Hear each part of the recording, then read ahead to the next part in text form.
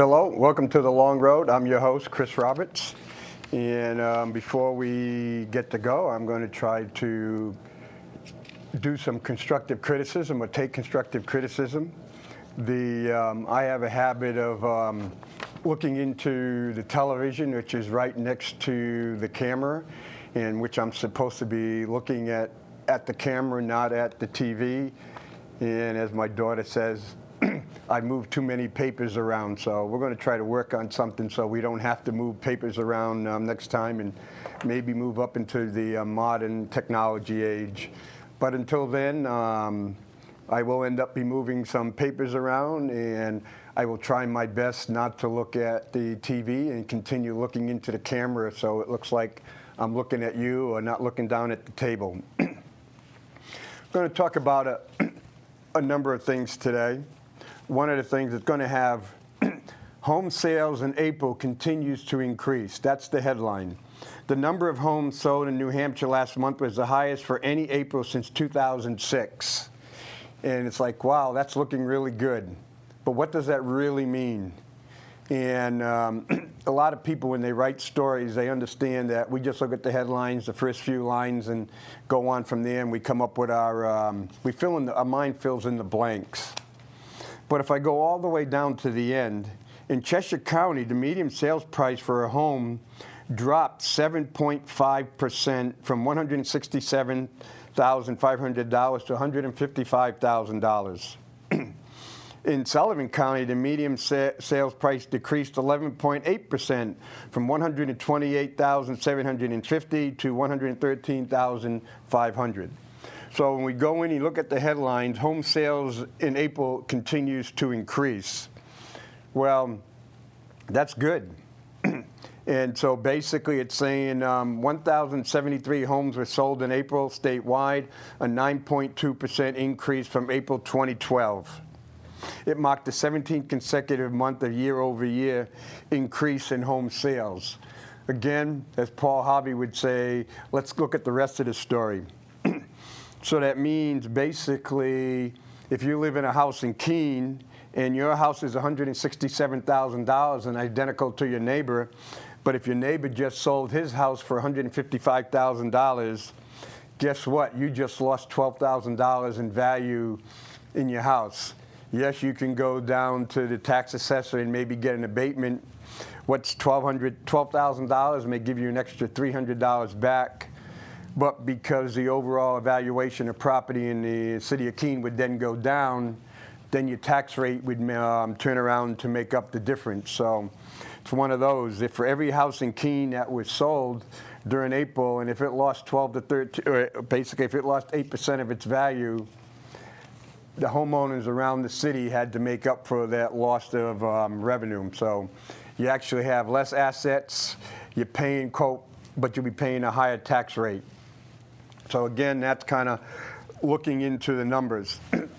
May 30th, right Monday, May 30th, no, it was last week, the Hillsborough County Superior Judge issued an order, decision concerning about a year and a half ago, the professional firefighters of New Hampshire sued the state of New Hampshire concerning the retirement system, because the House and the Senate passed, and I think it was overrode the governor's veto. I'm not sure on that, changing the retirement system. So new employees had to be at least 10 years to be invested, and what it did is it earnable compensation. You know, you rent the car. Do you get a car payment? Do you get uniform allowances? What is your sick time, your overtime, whole bunch of other stuff. The number of years needed to come up with final pay for your pension. So, for example, some may have been your last year, some have been your last 3 years, average of your last 3, then maybe go down to the average of the last 5 for pension payments. The max cap on pension benefits, there was one which went to a max of 100%, or 125%, down to 100%, where some people in the last year or two work all kinds of overtime, and there's been a number of incidents where especially policemen in New Hampshire, have retired and get more money as a pension than they were getting while they were working full time. Well, in his ruling on May 30th, his ruling was dated the 23rd, but was published on May 30th. The judge stated that the state could not go in and change the requirements for pensions, or the amount of pensions, or how many years it gets vested. The only way it can be changed is it has to be changed on people coming forward. If anyone was in the system, they automatically were protected by whatever was in effect at that particular day that they signed, got into the system. So, as we all know, statewide, the city got whacked, the school got whacked, the county got whacked. So basically, the Keene taxpayers have to come up with about $1.5 million extra in money to pay for retirement, because the state got out of the retirement. And quote unquote, part of the state was saying is, yes, instead of 5 years to be vested, it's now going to be 10 years, and there's going to be these caps. So now, based on the judge's decision, all these caps are off, except for anybody who's been hired since 2011 on. They'll come under the new rules. Everyone stays under the old rules, which means the state is still out. So when they go and recompute, the actuaries recompute it, then it's going to have a new requirement for higher retirement costs. So that means the city and the school and the county are going to get hit again for additional taxpayers' money to help pay for the shortages that's going to come forward. And since we're going on the retirement, this one's May 15, 2013. It was from the New York Times. And it went through, and it was, why retirement savings are falling short. 63% of the people say their retirements are falling short because of low interest rates means less planned asset growth. One of the things, as we were growing up, we were always talking about the power of compounding interest. Well, if there's little to no interest, there's nothing to be compounding. The benefit of compounding interest was interest made money, and so the whole purpose was you got interest, you saved that interest, and the interest kept compounding and making money. 55% market decline caused by recession, 33% lower home equity than expected, 23%, basically 1 out of 4, the reason they can't save for retirement or not saving for enough for retirement is because they're supporting their grown children or grandchildren. There was an article, and I think it was last month's AARP magazine, where it's showing more and more it's coming 3 generations living in the same household, because the cost of even owning a home or renting a home is getting so high that basically the only way a lot of these families that can really survive and live comfortable is, I don't know if you can live comfortable with 3 generations in the same house. I know there's some days I don't want my kids in my house. You know, other days, no problem at all. Some days I love my grandkids being in the house. Other times I want them to go home. Sometimes you just want to sit down with your wife, your husband, your spouse, and just be in a nice quiet house, watching TV and having no noise. But to basically have all 3 families in the same house, in the smaller house, I don't know. 22% bad investments cost loss. 19% began collecting Social Security being retirement age. A lot of people in their 60s got laid off, knew they couldn't get a job, so they went on Social Security at 62, which means they're not putting money in retirement and they're getting a lot less out of Social Security than they were expecting. 18% job loss. And here's one, I'm surprised people would put this, but almost 20% of the people said the inheritance that they were expecting was a lot less than they thought they were going to get. So they weren't saving any money because they expected mom and dad, when they passed on, that they were going to give them a big chunk of change. But unfortunately, mom and dad spent that chunk of change, and Johnny and Susie were all of a sudden, holy crap, what am I going to do now? Mom and Dad spent the money that they were supposed to give me. 15% lower income or higher expenses due to caring for an aging family member. 11% significant medical bills not covered from insurance. 11% withdrew from employee-sponsored retirement plans to pay bills. 11% stopped contributing to retirement plans. 11% children's education took up retirement savings. The cardinal sin, you got to save for your retirement first, then help the children.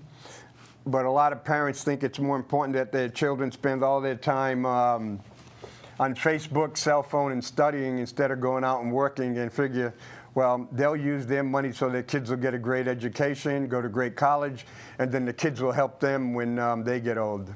Oh, that was a wrong bet. 6% privately owned business failed. 7% time out to workforce to care for children caused inability to contribute to employing. 5% lost a spouse, 5% divorce in the last 10 years. So when you go in and you look at this, the ones that you would figure would be major contributors, loss of a spouse, a divorce, a business failure, or a disability, they're all less than 10% factors on a lot of these people. And yes, some of these people hit it a couple of times.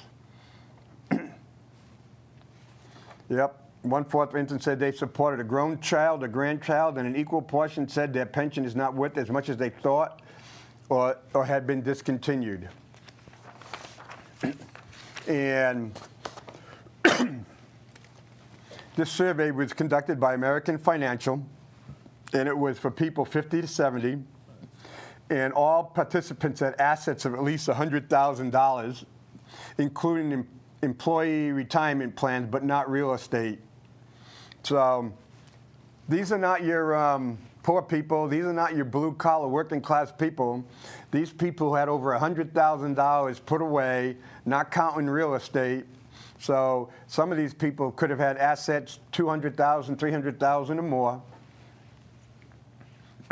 And the vast majority of older Americans who had saved at least $100,000 towards retirement had experienced some sort of derailment. The average participant said they had experienced 4 such events, which set back their savings plans by $117,000 on average. Nearly 37% of the participants said they had experienced 5 such events, costing them roughly $144,000. And so this is the wealthier, I would say the upper middle class people on this survey, because mostly upper middle class or higher read the New York Times. It's an expensive newspaper. And plus, when you go online, they only let you read like 3 or 4 articles, and then they block everything out. So you got to have money. And so when they're talking about, yep, I lost $117,000, I lost $144,000, and put it in perspective, on the, I think it was CNBC this morning or CNN News, they said about 34% of all Americans who work full-time make less than $24,000 a year. So basically, this one of these, 37% of the participants said they've experienced 5 such events, costing them roughly $144,000. Would you look at that? That equivalents to $144,000 is all the money that if you're in that bottom third of people working full-time in the United States, $144,000 is more money than they'll make in 6 years. Every single penny counted up over 6 years, they'd make less than $144,000. So that just gives a perspective of what these people have lost, and just think what the other people who needed something didn't have anything to lose.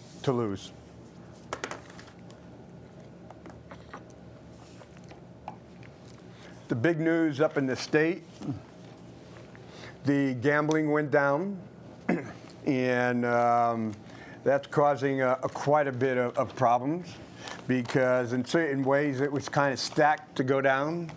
The individuals that were put on the subcommittees were, like I said before, were against gambling, and so whoever the committee chair is, they get to control all the debate, who gets asked the question, when they get asked a question, and when the motions are made. So if you do it in the right order, quote unquote, you can play by the rules, and really, by playing by the rules, the letter of the law, you can really shut people up and say, hey, I didn't do anything wrong. And in the Keene Sentinel, it said, Senate panel okayed $10.7 billion version of next state budget. The budget that spends $10.7 million over 2 years and blocks Medicare expansion in New Hampshire, at least for now. And right here, in the end, we found a way to build a budget for the next 2 years that is balanced and invests in education and critical services without raising taxes or fees. And that was by Senator Chuck Morse, a Salem Republican. But look how it goes. That is balanced and invests in education and critical services without raising taxes or fees. Okay? One, you have to make the assumption, he says, it's balance and invest in education and critical services without raising taxes or fees. So what it's saying is there has been no increase, there's been no educational or critical service increase over the past 2 years. Everything has remained the same or going down.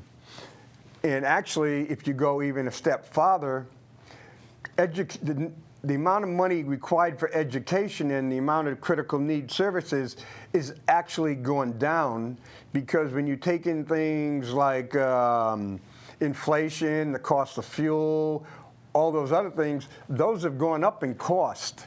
So if those have gone up in cost and there's no need to raise taxes or fees, then what you're implying is we don't need as much. We do not have a need as much critical services, because if it costs me $1 million to do 1,000 ambulance runs every year, and I go and say, okay, you still got $1 million, but the cost of gas and a whole bunch of other stuff and equipment has gone up by $50,000, and I have no need to raise fees or to increase taxes, then I'm saying is, oh, wait a minute.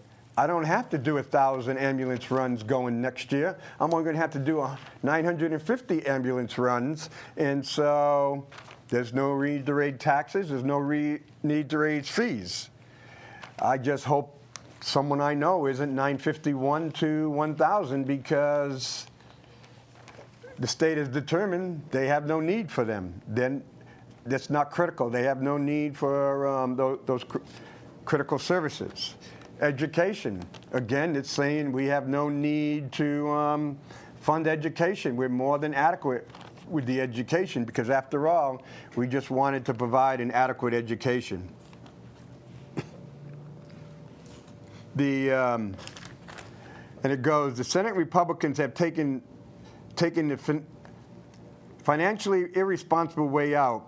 Their lack of budget cuts, their back of the budget cuts will impact critical services and cost massive layoffs, but rather than take responsibility for these reckless choices, Senate Republicans are passing the buck, said Harold Kingston, spokesman for the New Hampshire Democratic Party, in a written statement. Governor Hassan said Tuesday she's not happy with some of the Senate proposed changes. These deep cuts to health and human services and employees will cost hundreds of jobs and put at risk critical areas including mental health funding, the wait list for people with developmentally disabled, the children in needs of service programs, and the ability to deliver basic services, Hassan said in a statement. The House Democratic majority passed its version of the budget, a plan that spends $11 billion over 2 years, about $57.7 million less than the budget proposed by the governor February 14th.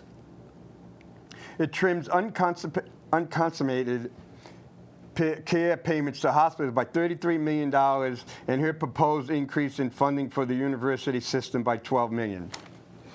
Again, part on the Democrat and the House side is we have decided one way to cut the budget, was basically we're not going to pay $33 million to hospitals for people who can't afford to pay to go to the emergency room or go to the hospitals. And so the question is, who pays for that? If the hospital turns around and says, you're not giving us $33 million to pay for all these people, who pays for that?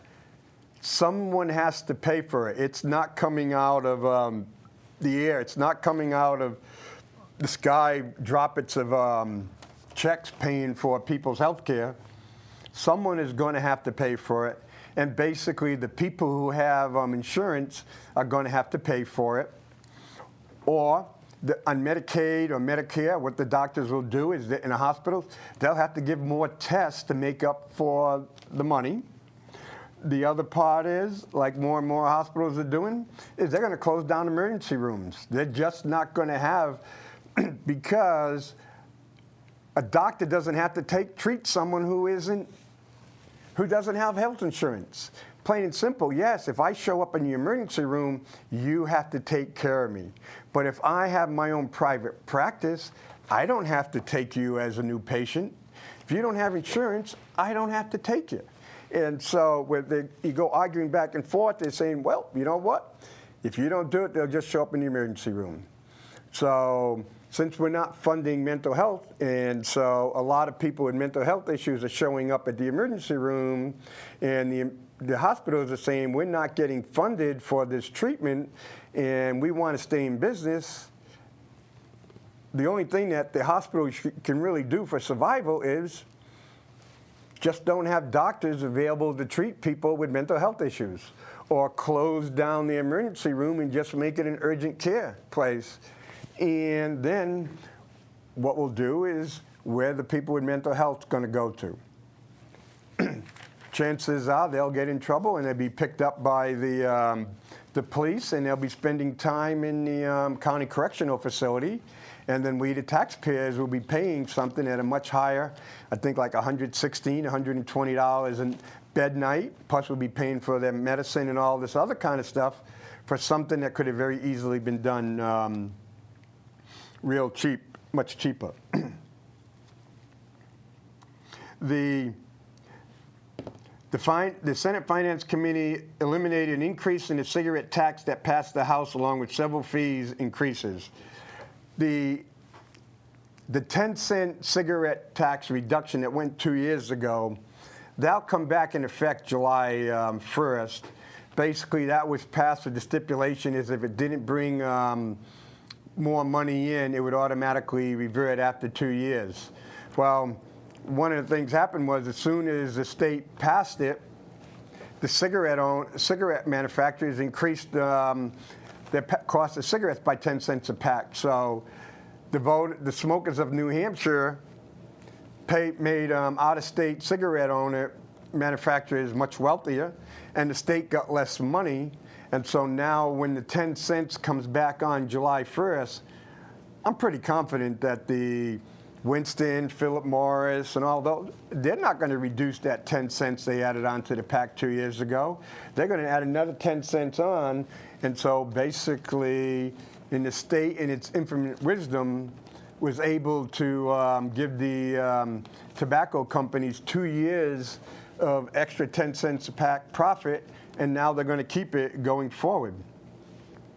But here's where it gets really good. The Senate committee budget will also draw $16.1 million from the State Renewable Energy Fund to balance the budget in fiscal 2014.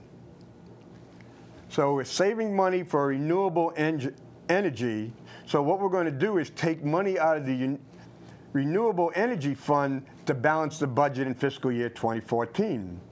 And it uses an estimated surplus of $40.6 million from the current fiscal year budget to balance next year's budget instead of putting some of all that money in the state rainy day fund. So we're looking at about $40 million surplus. None of it's going to help out anybody. So what we're going to do is we're going to take all that $40 million and we're going to credit that $40 million to next year because we don't want to raise any taxes or raise any fees. and we will have no rainy day fund. And so, in all, the Senate Finance Committee budget spends $10.7 billion over fiscal year 2014-2015, including general fund spending $1.32 billion in 2014 and $1.34 billion in 2015. General fund spending is basically kind of money that we use to raise taxes. Compared with the House budget, that's about $33 million more in general fund spending.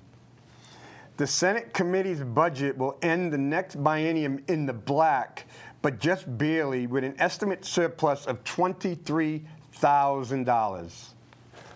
I just want you to do this again. $23,000. We're talking about $10.7 billion budget.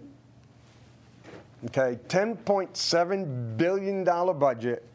And they're saying is we're going to have a surplus of $23,000 2 years from now. That's not even a rounding error. $23,000. For example, the Keene school budget, $62 million. They may have about $1.5 million surplus. Now go in and look at this. From 61 million, $1.5 million, to 10.7 billion with $23,000. The budget has no credibility whatsoever.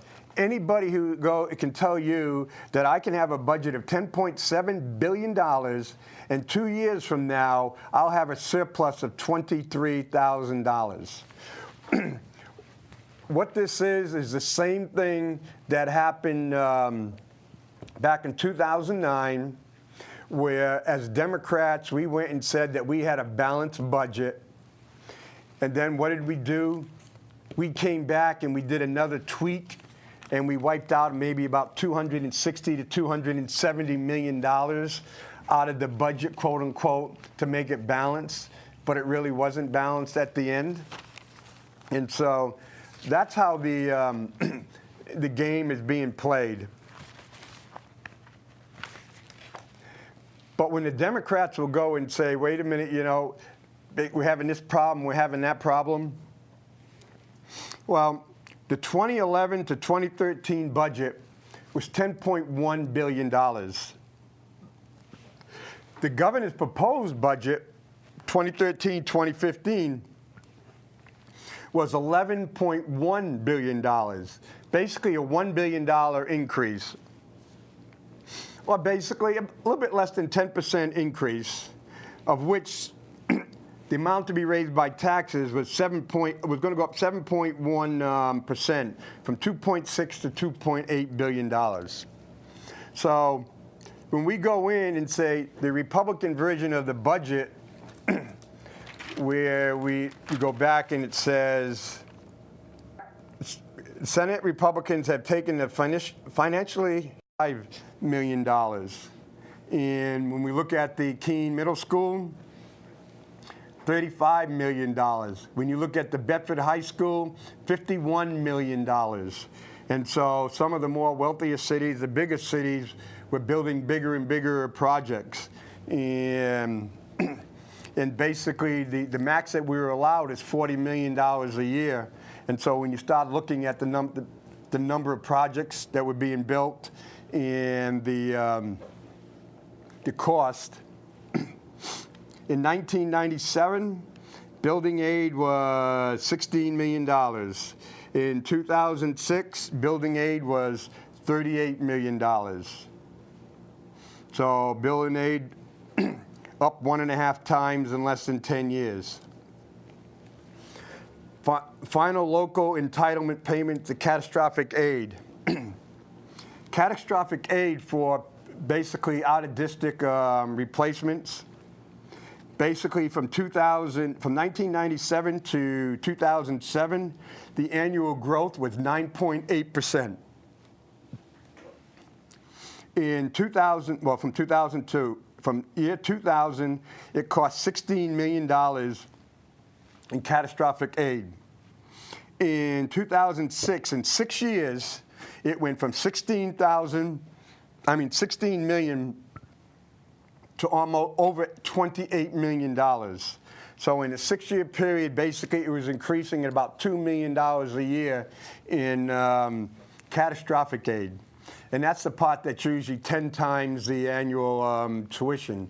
So in Keene, if we have to place someone at Cedar Crest, that falls into catastrophic aid, and we have to pay a portion after it goes a certain level, the state will kick in.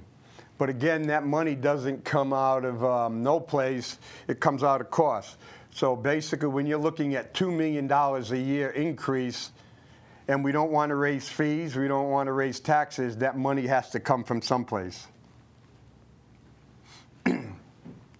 And the total number of students in New Hampshire where the cost of education was 3 times the state average.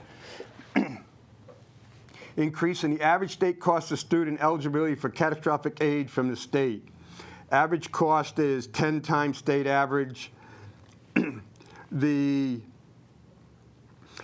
fiscal year 2000, it was $14,000 for 3 times the state average, and 10 times the state average was $31,000.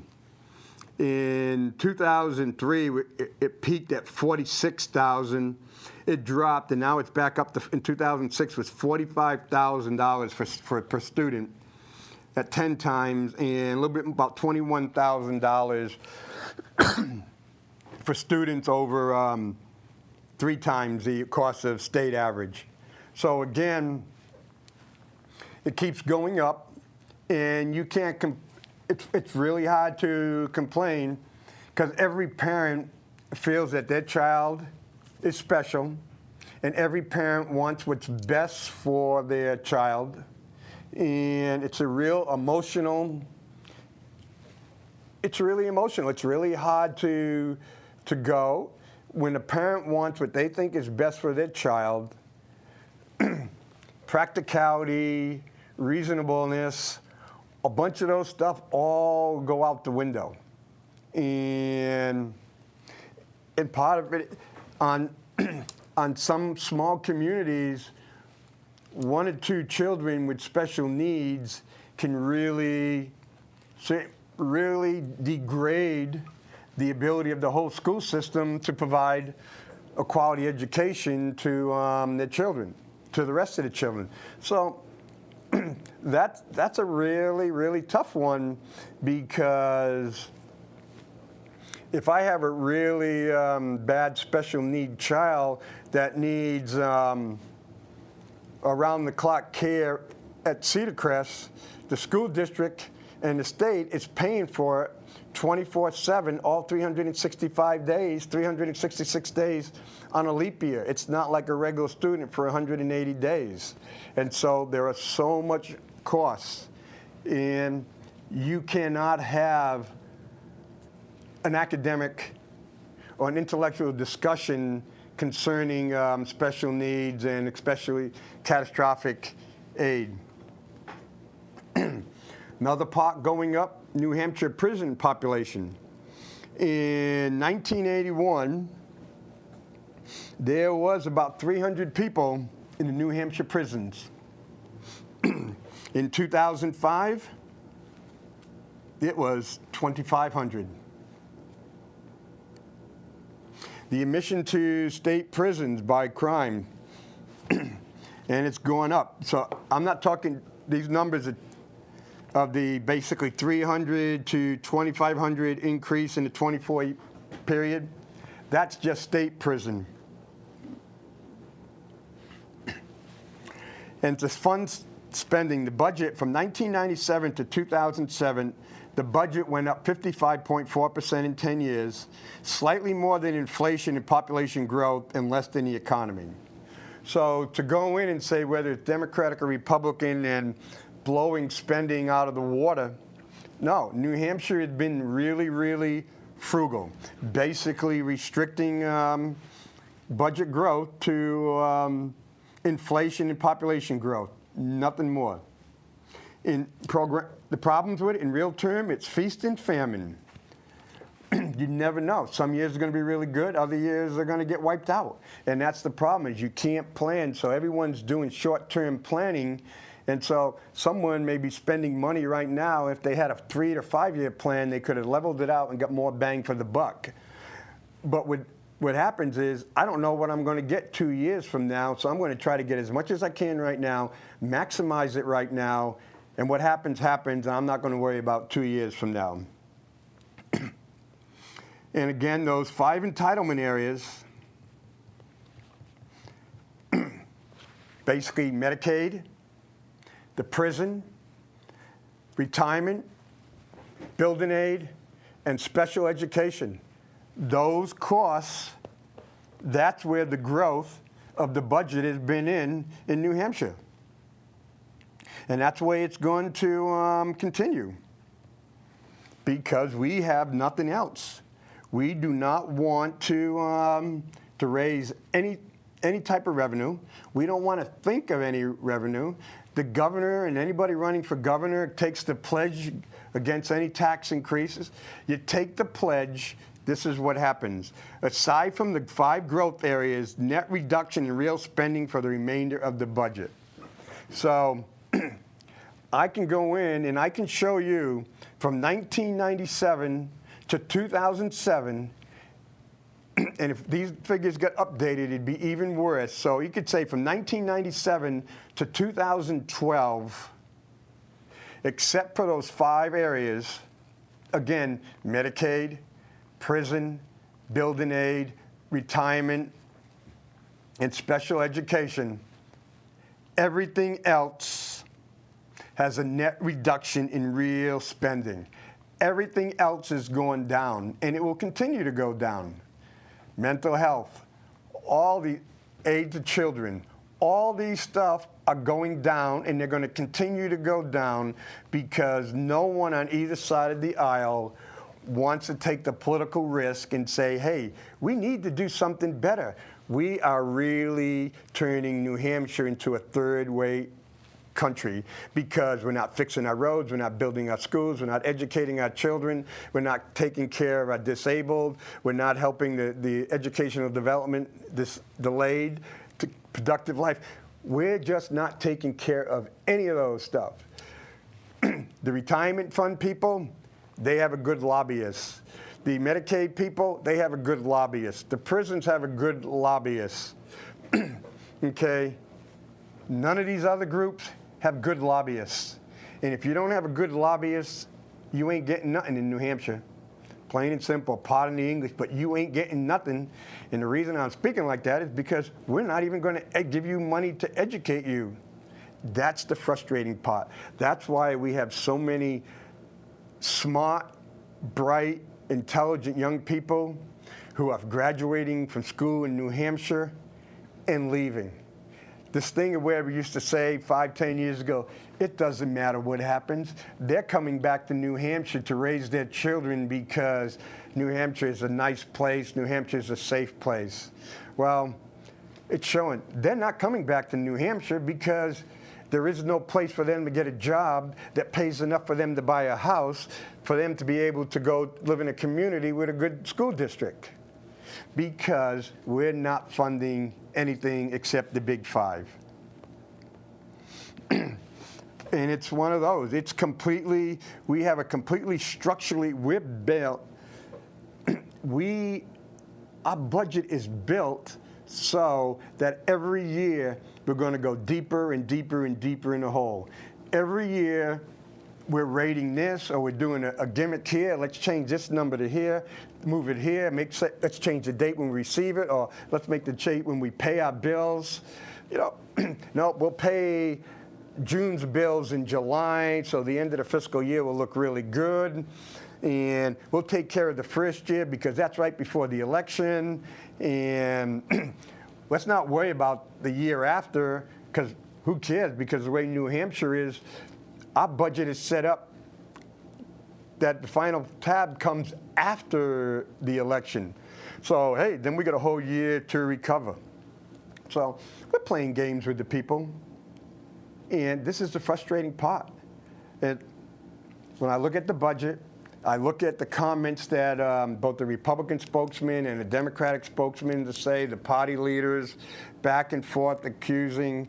Then I look at the numbers, and I get frustrated because I like to look for a problem, find the problem, identify the problem, and then look for solutions and fix the problem. But the problem is we have people, both on the Democratic side and the Republican side, who are more pleased with sitting in their chairs or being a state rep or a state senator or saying, I'm this, I'm that, than solving the problem. And the worst part is, they don't want to even admit there's a problem. They want to say over and over again, we're protecting the New Hampshire advantage. And the New Hampshire advantage is us elected officials' advantage, not you people's advantages, but us elected officials. We're protecting our advantage on your back. And so you got to hold us accountable, because right now we have a structural problem, and it's going to get worse every single year. And if we don't do anything in the next 3 to 4 or 5 years, we're hurting. New Hampshire will be really non-relevant. And I don't want that to happen, and I'm sure you don't want that to happen. So let's go. Let's get out there. Let's get on the long road, and let's start to beat some sense into the people and say, hey, listen to us. Let's solve the problem. Let's address it. Let's identify it, and let's solve it. We cannot allow this to continue. So have a good day.